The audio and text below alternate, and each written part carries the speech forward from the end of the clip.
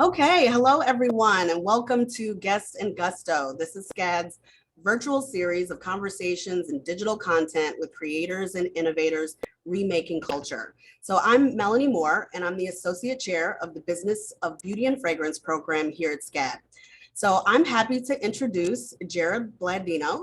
Jerrod, welcome. We're so happy to have you here. Thank you so much. I'm thrilled to be here, Melanie. Exactly. We're going to have a great conversation. I can't wait. So just so the audience is aware, Jerrod is best known as the co-founder and creative director of Too Faced Cosmetics.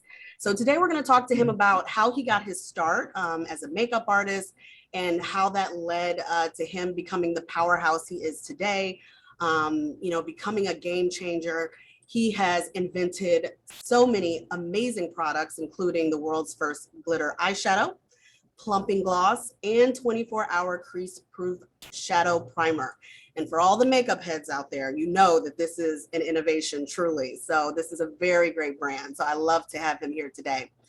And just a little bit more about Jerrod, he believes that makeup is more than just face paint. It can be a best friend. It can boost your mood. He gets his inspiration from everywhere, from travel, from movies.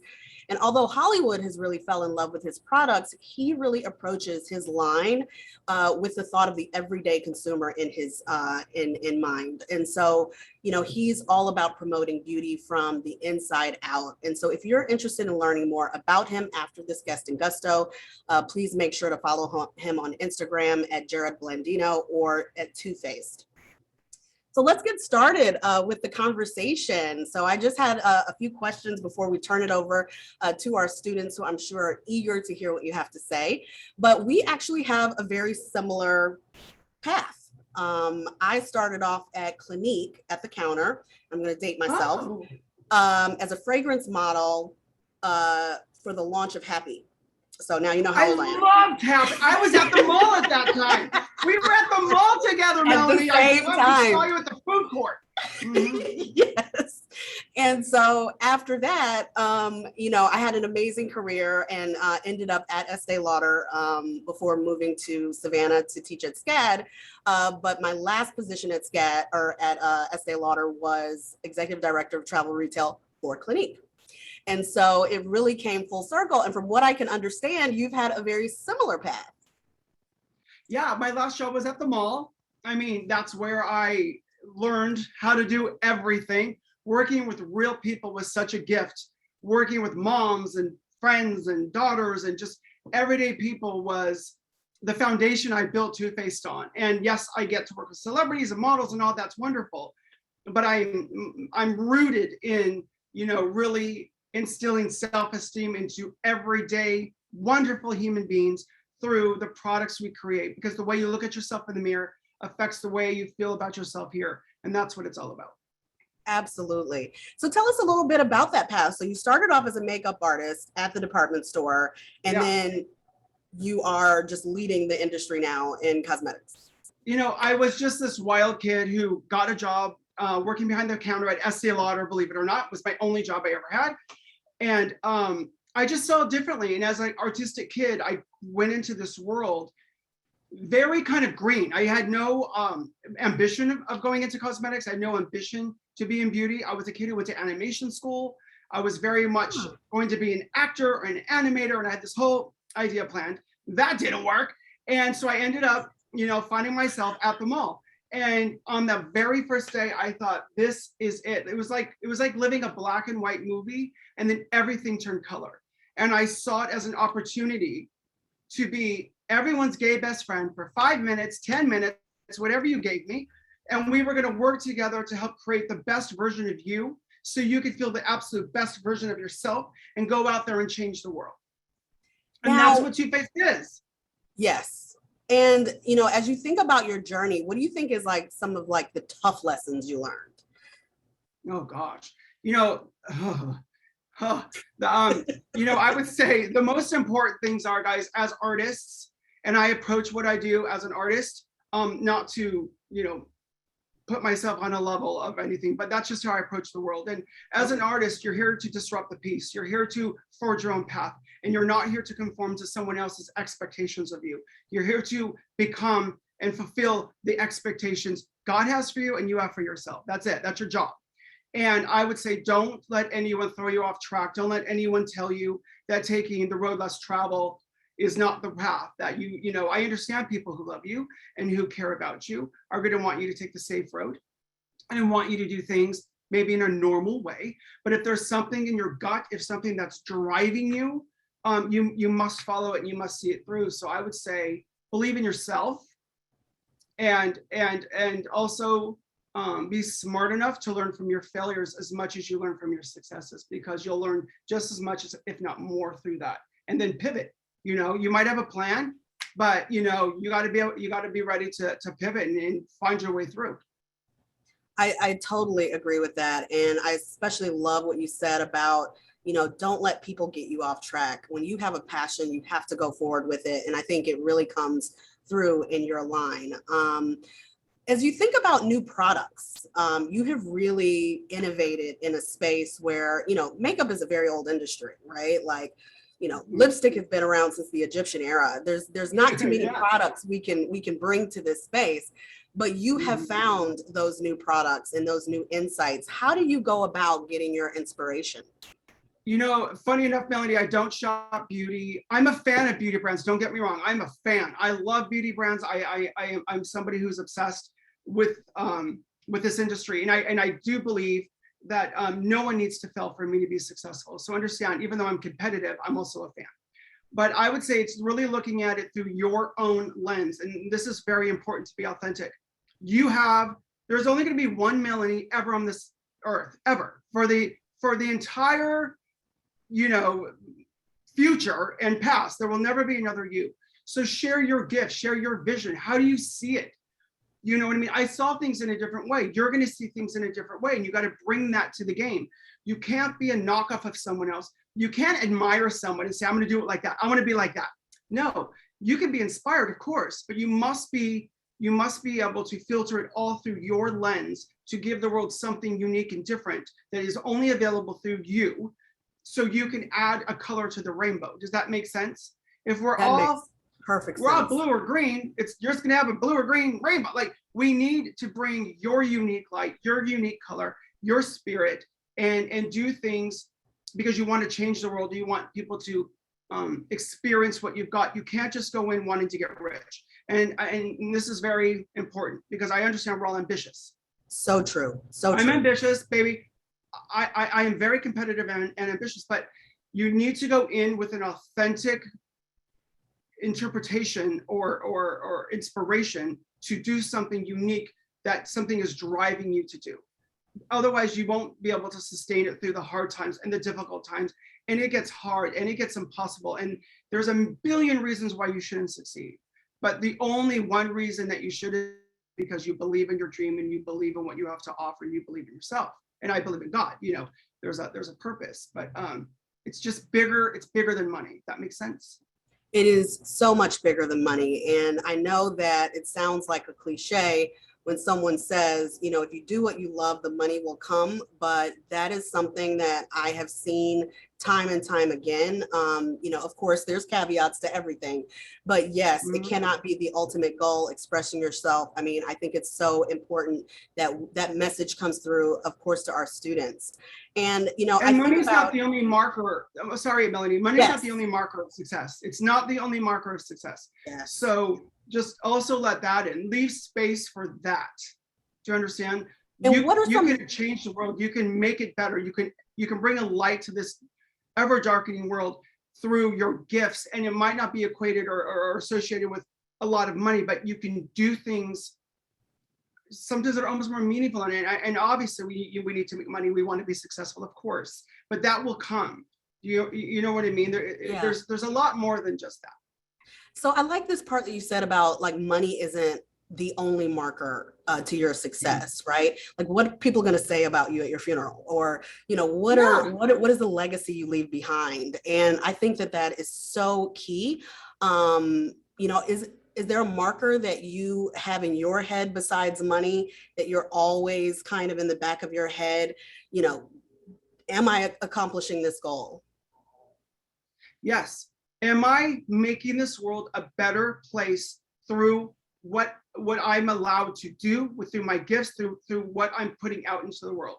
So I think all of the time, you know, I could do that. Of course, I can make money on that, but it's not authentic to me. Does the world need it? Is it going to empower someone to feel that love that I have? Or is it just noise? You have to, you know, you can't bring out 50 things. You can only bring out like 13 things this season. So you have to edit that. And at the end of it is, did I leave a mark on this world that I'm proud of, that I feel lifted people up, that added light to this world, and that made a difference to people? As frivolous as eyeshadow and lipstick could be to someone else, right? We know the power of beauty. Did I lift people up? Did I help them feel beautiful on the outside and on the inside? Did I make them feel loved and seen, you know? And did I break rules doing it? Was I authentically me, you know? Did I hit down barriers? You know, when I created Better Than Sex, they told me, you can't sell a pink mascara. You can't call a mascara Better Than Sex. It's the number one selling. Yeah, it's the number one selling mascara in America and across the globe. It started a whole category. Pink mascara is a category now. And you have to forge your own path, and you have to believe in what you're saying and what you have to give at all costs. I love that. And, you know, when I think about, so my favorite is your YouTube channel, and like watching the videos and the commercials, like they're like little mini movies in the Instagram. And it's just super, super cute. Like, it's just a really different, beautiful world. And so as I think about being a creative and developing your own style and point of view, as a creative, what are some of the things that like keep you up at night? Details. I am micro detail oriented. From the font on a box to the word that I use to the color to everything keeps me up at night. And I do some of my best work at 2 or 3 a.m. through a dream. Sometimes I'll work through things through my dream. And you know, when I was working on my new lipstick, Lady Bold, I really wanted to reinvent lipstick. And truthfully, Melanie, lipstick isn't an area that I've been super successful with in the past. And I didn't want to just approach it again. Does the world need another lipstick? I wanted to give you a tube of self-confidence and power, because you're rocking a beautiful red lip. Through time, a red bold lip is an iconic symbol of strength, power, femininity, right? And I set about to recreate it. So a typical lipstick has about 17% pigment load. I pushed it to 42. A typical lipstick is based in a wax that has a bit of a yellow tinge to it. Wax does. We figured out a way to how to go crystal clear, so you get bold, pure color. It took a ton of time. It took turning 1,000 no's into yeses. And I wasn't going to do it if I couldn't do something unique. And I ended up being able to, but sometimes you can't. And you just have to start off with that vision, and you have to see it through. And sometimes things don't work out, or just time isn't, science hasn't caught up to your dream yet. So you have to wait, but you don't ever give up. I say, nobody can tell me no. Melanie, you can say not right now, but you can't say no. I love that statement. I am very much the same. I think that, you know, when we talk about this idea of femininity, we talk about this idea of bold and confidence, the definition of that changes. And I think we're in a really interesting social period at the moment. You are a leader of beauty, and you are creating beauty standards in many ways. What responsibility do you feel when you go to work in the morning and you create your, you know, commercials, or you create your products, as far as beauty standards are concerned? I just really want to create products for absolutely every single human being on this planet that will make them feel something emotional, that it's more than just a compact, it's more than just a formula, that you feel seen and you feel loved, and you know that we're rooting for you. When you buy a piece of toothpaste, you're joining a family or a club, and it's fun and it's joyful and it's a little rebellious and it's a little this or that. But in the end, I don't want you to look like someone else. I want you to be the best version of you. And that's my message. Okay. You were born absolutely perfect as you are. Can we have fun with beauty? Yes. It's about having fun. It's frosting to the cake, right? And we're going to have a great time doing it. But if you want to do it your own way, like the thing that I kind of love most is when somebody does something that's almost wrong. Their eyeliner's weird, or their brows off or whatever, but they wear it with such confidence. You're like, should I be doing that? Should I be putting like blue mascara in my hair? Like, you know, and I just love when somebody owns their interpretation of beauty. But through what I create, I always try to create, I call it a two-faced wink. We never take ourselves too seriously. And I want you to feel the joy of beauty through whatever family you're from, whatever country you're from, wherever you are, however you are, whatever your dreams are, whatever your limitations are at this moment. I want you to know that you can dream through it and that you can accomplish absolutely anything that you dream of. If you work your ass off, you do good, you're kind, you're strong, and you focus on what's joyful and what's wonderful about this world and not what's not. Absolutely. You know, Melanie, I think we need to start looking for what we love in each other and not what we don't. I think we have to start looking for the joy and humor in life and not what's upsetting us. You know, I wanted to work on myself to become less offendable. You know what I mean? I don't want to be so offendable. I want to look for the good in you and look past something that maybe you're not evolved yet. Maybe you haven't met anyone like me yet, and you haven't had the opportunity to grow through that friendship or through that experience. But I'm going to love you through it, and I'm going to look for the qualities in you that I like, and I'm going to focus on those. And through our exchange, or through my products, or through an Instagram post, hopefully I'll be able to share who I am with you, and then together you share who you are, and we'll make each other better. And that's true beauty. That is true beauty. Absolutely. We have a class at SCAD in our beauty program, which is our capstone, where they imagine a new brand. And we go on an inspiration trip. And so sometimes we'll go to grocery stores, or we'll go to magic stores, various different retail outlets, just to get inspiration from packaging, from copy.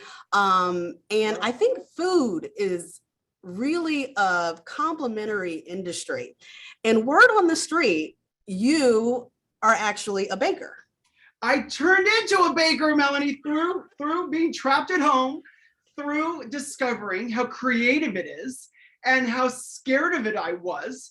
I jumped in, and there's nothing more like my day job than baking. You take different ingredients, different textures, different colors, mix them up to create one new, beautiful, delicious thing. And I think you're right. I think food's emotional. Food is emotional. When you bake, or your mother or your grandmother, or baked something, their love was in that food. Their love was in that dish.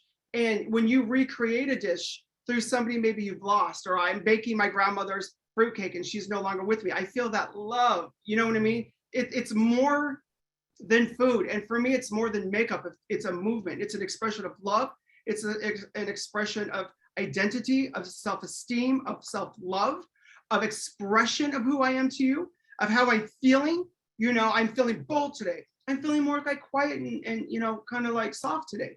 You can express that through your fashion, through your face. And I just think it's so much fun. I think it's such a gift. So what's your baking specialty? Oh, well, I love anything that challenges me, but anything that in the end looks beautiful, looks creative, and tastes delicious. So I love to decorate things or put my own spin on a recipe. I like to break some rules. And at the end of it, it's actually have a good time. Because if we're not having a good time, who gives a crap, right? So are you like a master cake designer? Or I'm not a master anything. I'm just having a good time in the kitchen. I'm taking inspiration from my favorite cookbooks and from TikTok and from different social media channels, and recreating these things with a little twist. And every Saturday on my Instagram at Jerrod Blandino and at TikTok, I'll post a baking video. We have fun together, and I tell stories, how different foods inspire different products, like my Seltzer caramel palette or my new cinnamon swirl palette that's just launching. I learned how to bake cinnamon rolls, and I'm like, oh, I'm doing this. All the beautiful tones of cinnamon and sugar and the cake and the crust and the frosting, so beautiful, and inspired a palette. And I infuse those scents into my palettes to give you that 360 experience, and it just enriches the whole thing, Oh, we're totally going to have to pick up a few of those for class. Please. Experience those. So I want to just switch gears just a little bit and ask, when you look at your team from a business perspective, and you look at your junior level talent, And this is really for the students who are watching, what skill sets, whether they're hard skills or soft skills, are you really looking for in students coming right out of college? Okay, this is super important. First of all, I want people to come in with respect and appreciation for what we've built. I want their ears to be open, their eyes to be wide, but I want them to share their truth. And this is where it gets a little dicey, because you don't want to be too opinionated and you don't want to come in like you know everything. But if you've got something to say, I want to hear it. If you have an opinion that you really, really feel needs to be shared, I want you to share it. And don't be afraid to do that. Do it respectfully, do it in the appropriate time, but share your gifts. You're here, you're filling a chair, you know what I mean? That could be filled by, or could have been filled by someone else. I want you to be curious, ask a ton of questions, and then filter that through your gifts, through your point of view, and help me enrich my brand through you sitting in that chair. You're important, you matter. Every single person matters. And there might be more important titles or people with more experience, and there might be a lot of intimidation. And this happens in a workplace. Sometimes people are threatened by talent, you know, and they filter their way in somehow, especially in corporate culture. So you have to learn how to dance through that, but also do not dim your light for anyone. Never dim your light. Don't dumb it down. Don't make anyone feel better by you being less than you are. Find the appropriate time and the appropriate people to share that with, and be the best version of you without being cocky or thinking that you know too much. Be curious, ask questions, be respectful, learn, work harder than anyone. Yes. Okay. I notice this stuff. I notice who's staying longer. I notice who's got glitter up to their elbows. I notice who's going to take off their makeup for me 10 times to try on a different mascara. And I know someone who's like, oh, I'll try it tomorrow. Or, oh, I've already tried on 2 mascaras. Like, do you understand? Like, we're all here to make the product better so we can make the customer's experience better. Take off your makeup again. You know what I mean? Like, it isn't about you. It's about us doing something great together. Yes, the passion. And so another interesting situation, which I think is unique to this generation, many of my students are coming out and they're going into the corporate world on Zoom. And they're not sitting in an office and talking to other people. And this is their first work experience. What advice do you have for students coming out into corporate or coming out on their own, dealing with this kind of pandemic and trying to make connections and network in the beauty industry? You know, it's been really difficult for me, especially with new hires, to see them struggle through growth in their career because we're not able to learn from each other. We're not sitting next to each other, hearing conversations, benefiting from being together. So I would say on a Zoom call, there is a temptation to fade to the back, to not speak because you're going to just speak over someone else, to not put your camera on, to not put the effort in. Show up looking bam, show up representing your brand. You sit there, you smile, you be engaged, you talk. If you speak over someone, wait, and then get that point out. You can get lost into the darkness of Zoom if you don't shine your light. So I would say shine your light brighter. You know, that watt, 60 watt, 120 watt, you turn that watt up, share your gifts, your light, and fight through the temptation to fade to the back. Absolutely. And this is going to be my last questions before I turn it over to Trinity, who's going to be moderating our Q&A. And that question is, what do you see for the future of your space? I see we are here to spread, like I said, we're going to spread the light, the love, the color, the glamour. Glamour is coming back, fun is coming back, joy, and like, you know, just like living our best lives. It's time, and we're going to do it with a more conscious heart, but we're going to find joy through beauty again, and it's our kind of job to set the tone for the future of fashion and color. You know, like fashion, the industry is the same thing. Tom Ford's show, I don't know if you saw it yesterday, it was glamour, baby. It was gold lame. It was like, it's okay to have fun again. It's okay to find joy again. And I think you must be authentic. You must share your point of view in the world. Like I said, be your color of the rainbow and just shine it bright. But I think in the end, it's about spreading joy, positivity, and glamour to the world, you know, in whatever interpretation that means to you. I love to see all of the transitions various industries are going through as a result of COVID. And I think, you know, Fashion Week has been a great example of this. I've seen some of the shows. Beauty has always been very agile industry, and seeing what they have done with retail, it's exciting times. I'm very excited. It really So is, and there's kind of a sense of responsibility that I feel to kind of inspire, educate, and entertain people through what we do, to get out of this moment and rise above and go forward, not go backward, go forward. I don't want to go back to normal life. I'm not waiting for normal to come back. I'm excited about creating a new normal together with everything we've been through and learned. It's exciting, you know, and that's our job. it is. It is.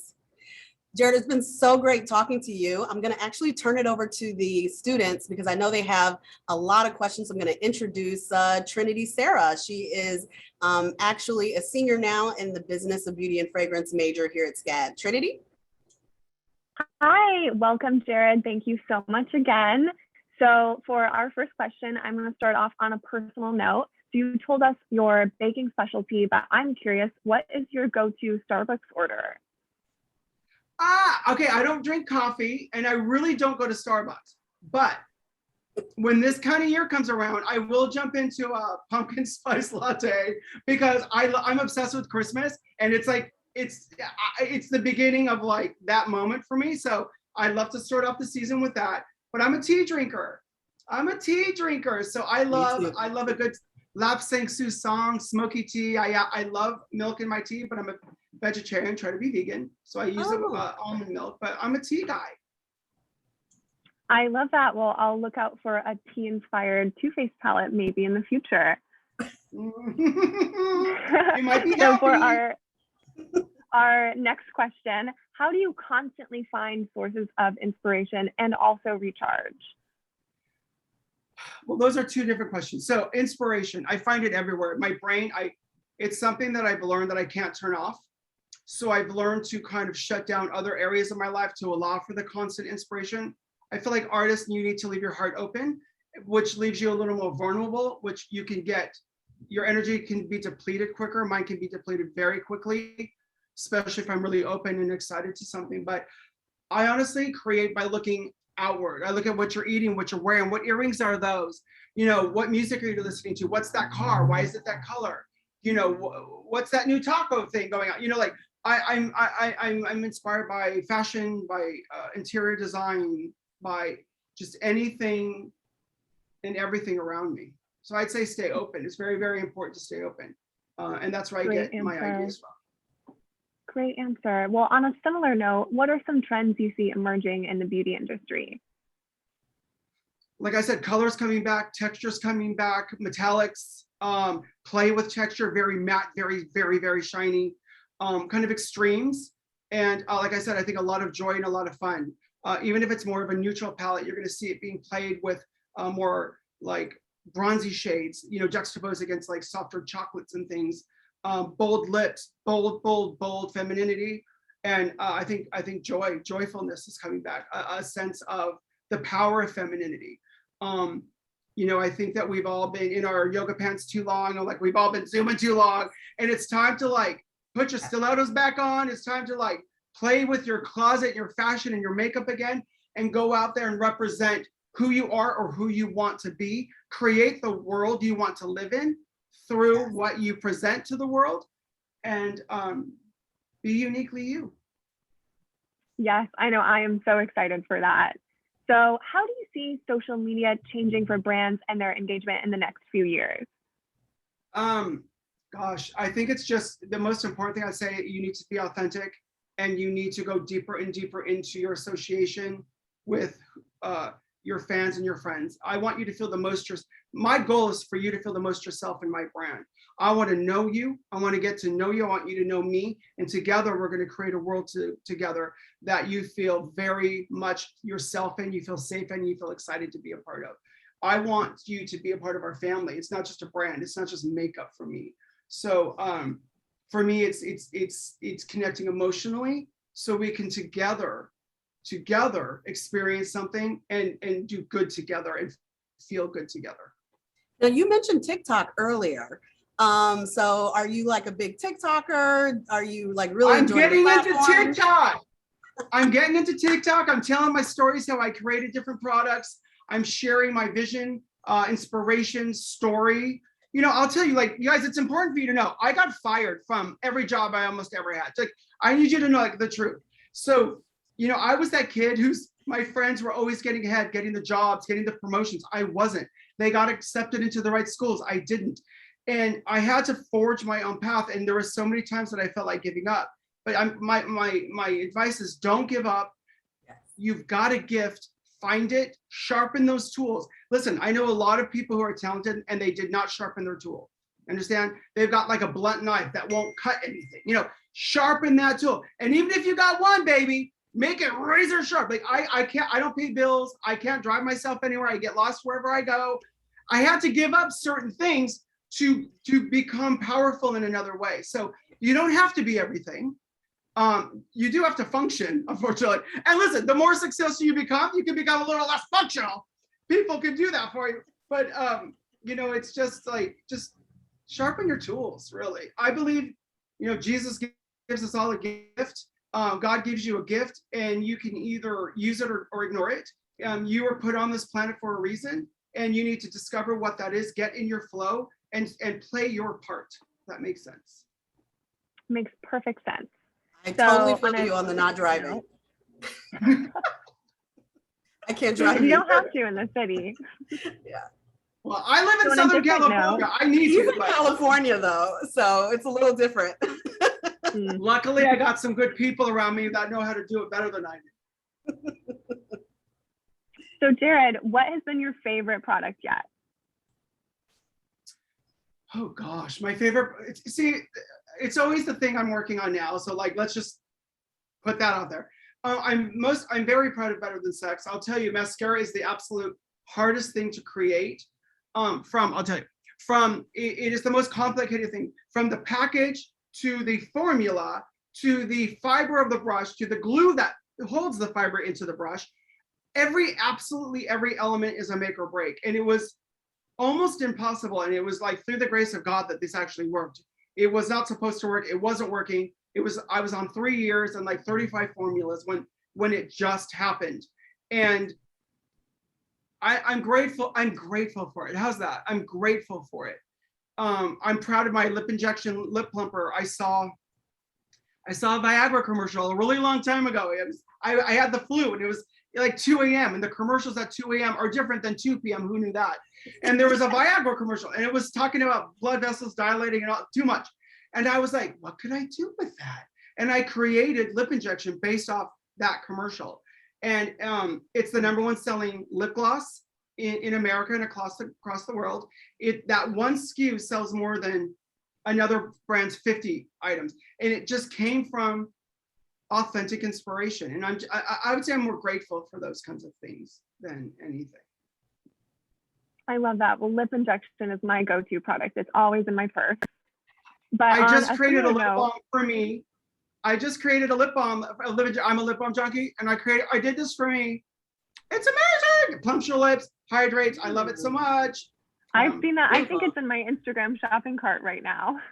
Oh, you need to push go because it's so good. I always do. So how did you work up the courage to release products that might have been considered more risky in the industry at the time, like the pink mascara or glitter palettes? Well, that's a little easy for me because I'm kind of rebellious by nature. Not just for the sake of being rebellious, but if somebody pushes against me, I get even more passionate. Example, you know, our sweet peach palette that broke the internet. It was our largest selling eyeshadow palette ever. It was supposed to be an 8-well, a smaller size. And when I went in to our meeting, there's like, 25 people sitting around this corporate table. And I went in and kind of talked about it. And they were like, no one's going to want a peach palette. No one's going to want something that smells. And I was like, okay, well, now it's 19 colors. It just got bigger, and those things, because I felt it, not just because I was being like, but I felt it. So sometimes I'm grateful for the pushback because it makes me go harder, if that makes any sense. Makes sense.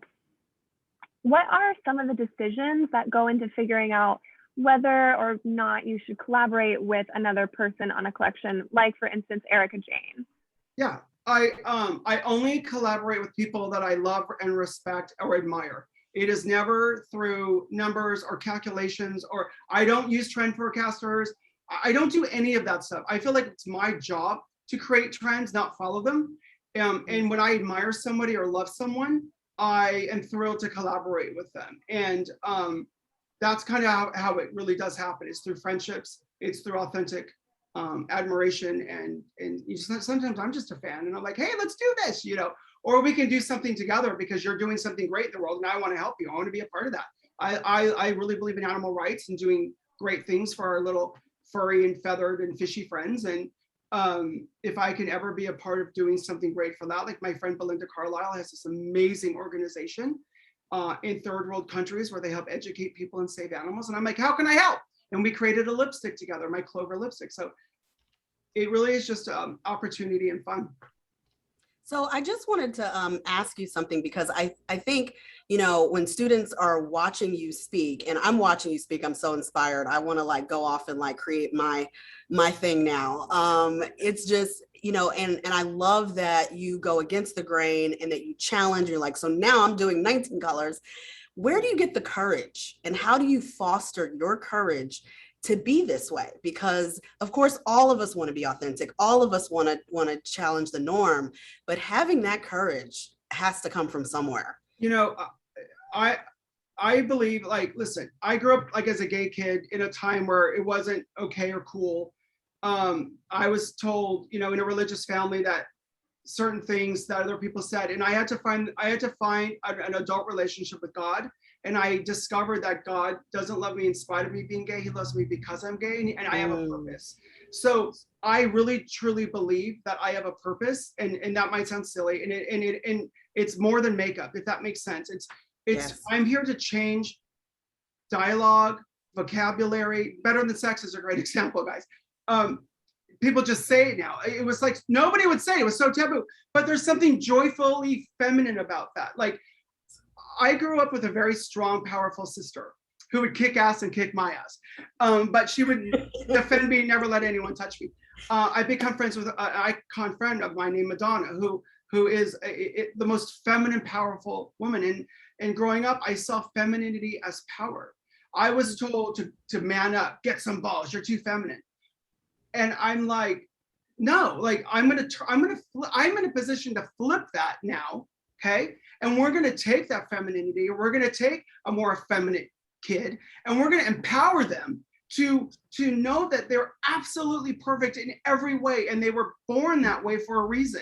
So you need to go out into the world and share your truth with people, because it's through sharing who we are with each other that we help educate and change one another to love one another and see the best in each other.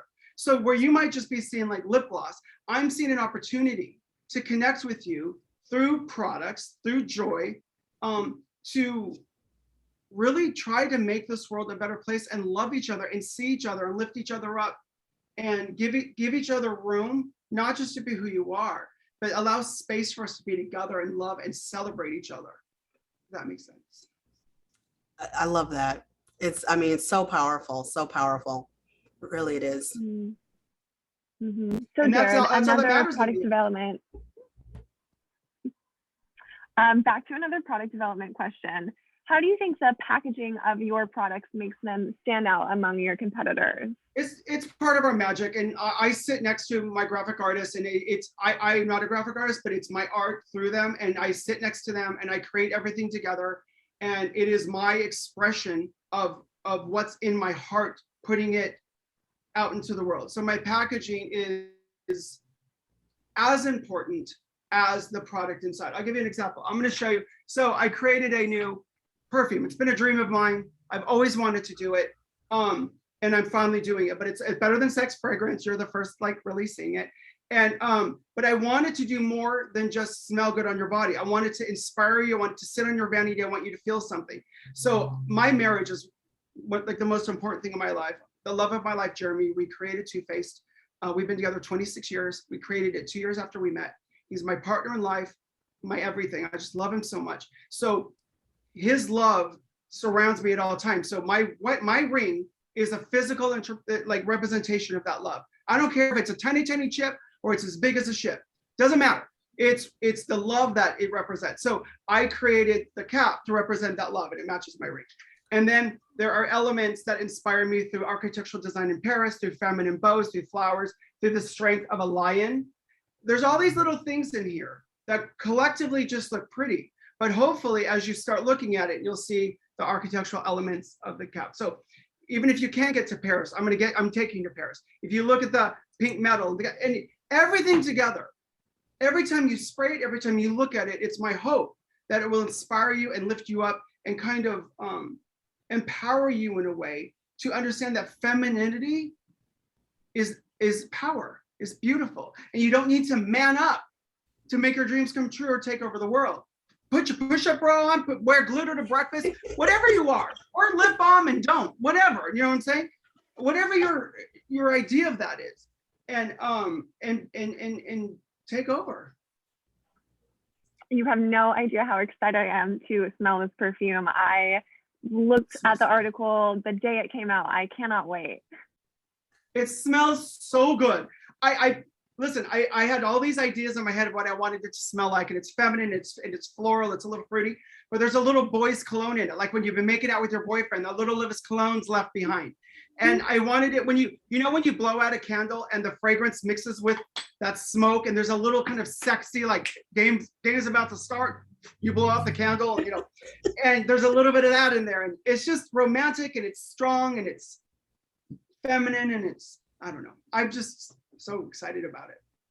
Beautiful. I think we're all so excited. So unfortunately, we only have time for one last question. What is a typical day like for you? Ooh. Okay, a typical day. I get up, I'll do Pilates with my instructor, who now we do it FaceTime, because through COVID, I learned we could do that. That was awesome. I do FaceTime. I get into the office around 8:30. My assistants, I have an amazing team. My assistants get my day started, tell me where I am. I don't know where I'm going to be in 10 minutes. So that's true. They just guide me around. And unless I have something to prepare for, I don't prepare. So I come in fresh. I've learned for me, I'm better unprepared than I am prepared. That doesn't work for everyone. And then I'll take a product development meeting, a packaging meeting, a marketing meeting. We'll do some TikTok, some Instagram posts, and it's just kind of connecting with my team that we're not together, and spending that extra time to connect. I go home around 5:30, 6 o'clock, take Clover out for a walk, and Jeremy and I kind of decompress. I have a chef who prepares us meals. I get that together, and Jeremy and I will go outside. We live on the ocean, and I have this little table called the Edge of Heaven, and we sit on it, and we just try to talk about our days, let our blessings in, release any negativity, let in the light, and reconnect on a personal level, and then we don't talk about work again. Oh, I'm so jealous. So jealous. That sounds amazing. It is, but listen, it was just as amazing when we were 25 in our little apartment. Life is wonderful. Achieve everything you can, but in the end, what makes you happy is the stuff that's inward and that just is here. So. Well, I want to go ahead and thank Trinity for moderating our student questions. And Jerrod, I'm so happy we got a chance to virtually meet at least. So it looks like we crossed paths for just a little, but it was such a pleasure having the conversation with you. So thank you so much for joining us. To the students who are watching, please join us tomorrow. That's Tuesday, September 14th at 11 a.m. We're going to be speaking with alumni Kathy Gu about her SCAD experience and career. But we're going to go ahead and wrap it up. Thanks again, everybody. I want you to have a great day. Thanks, guys. And I just want to tell you guys, you can do it. I believe in you. You believe in you. And go literally make your mark on this world, because we need you. We all need you. Absolutely. Absolutely. Have a great day, guys. Bye-bye.